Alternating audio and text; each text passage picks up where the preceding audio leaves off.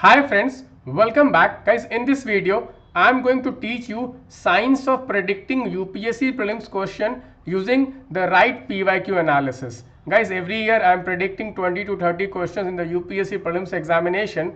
And guys, today in this video, I will show you my process of UPSC prelims paper prediction. So guys, I am taking an example of a prelims question 2024. This question came in prelims 2024. I am going to show you if you had done the right PYQ analysis and if you have interlinked the current affairs with the PYQs. This question was the easiest question which could have come in the prelims 2024. Guys, but unfortunately many aspirants who are not following my predictions or who do not know exactly how to link PYQs with the current affairs, they are failing to solve such questions. These questions are very easy question, guys. I would like to know from many of you, how many of you, if you attempted prelims examination, how many of you solved this question correctly inside the exam hall. So guys, this was a question. Consider the following: cashews, papayas and red sanders, how many of the above trees are actually native to India? Guys, if you had analyzed the PYQs and the current affairs properly, and if you had linked the current affairs with the PYQs, this was an expected question. Let me show you why.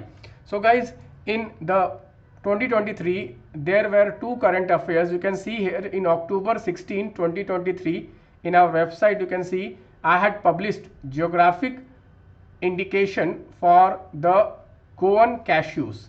Okay, and in this article I had exactly written that cashew is an evergreen native tree to Brazil.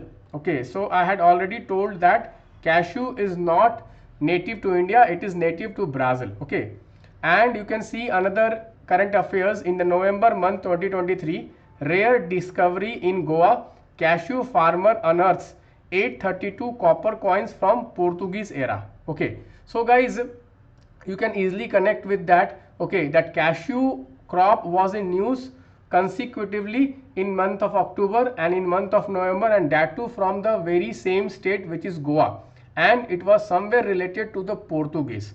Again, if you had done the right PYQ analysis in the prelims 2012, there was a question: consider the following statements: assessment of land revenues on the basis of nature of soil and quality of crops, use of mobile cannons in warfare, and cultivation of tobacco and red chilies. Which of the above were introduced in India by English? So guys, if you read the third statement, the cultivation of tobacco and red chilies were not introduced by English, they were introduced by the Portuguese. Okay, so if you had done the right PYQ analysis, then you could have studied what other crops the Portuguese introduced in India.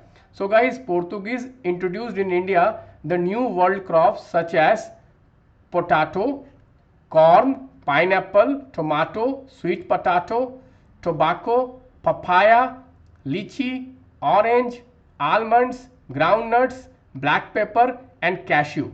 These were the crops which were introduced by the Portuguese in India. These were the crops which were introduced by Portuguese in India. So guys, you can see here, even in the government websites, they have clearly said that papaya is a crop which was introduced by the Portuguese. And why are we preparing this? Because there was a PYQ, and in the PYQ, if you have learned properly, done the PYQ analysis, the statement 3 was incorrect because tobacco and the red chilies were introduced by Portuguese. So you must have done some further analysis that which all other crops were introduced by Portuguese in India. So guys, Portuguese in India had introduced cashew and papaya. So guys, you can see here the cashew crop was in news because of the geographical indication given to the Goan cashew. And guys, Portuguese was also news because there were copper coins from the Portuguese era discovered in a cashew farm. So you can see the relationship here. You can see the relationship here. So guys, you could have easily answered this question that cashew and papaya were not native to India. Okay, they were introduced by the Portuguese from the South America. Okay guys, so you see here how we are linking the current affairs. That's why I say guys that right PYQ analysis and right interlinkage with current affairs if you do, then UPSC prelims examination is very easy. Guys, I have been clearing the UPSC prelims examination 6 out of 6 times. Guys, you can see some of my scorecards. And guys, in my Lakshya series, I try to predict a lot of questions. Every year I do a lot of predictions. Guys, most of the questions, if you see in the UPSC prelims examination, they will have some similarity with our Lakshya series. I have already given you the proof of how many questions came from my Lakshya series in the prelims examination 2024. The link is in the description and it is also in the website. Please go through so that you understand how are the questions getting predicted, okay, from our test series. What is the thinking behind that? So just now I showed you one example. If you had done this PYQ analysis properly, if you have done the current affairs and then interlinkages with the PYQ, for example, whenever you could have thought that cashew is in news, so what is cashew crop? Is it native to India? Is it not native to India? Okay, it is not native to India. Okay, so from where is it? So it is in Brazil. Who brought this? Portuguese. So what are crops other brought by Portuguese? They brought papaya.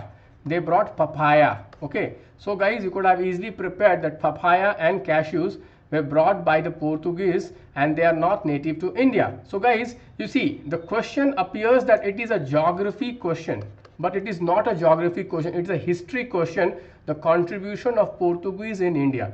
This is how UPSC is framing questions, guys. So guys, if you like this analysis, please do consider liking this video. And guys, if you want my prelims mentorship, you can contact this number, you can telegram this number. I will help you out for the prelims examination. Thank you guys. Bye bye. Take care.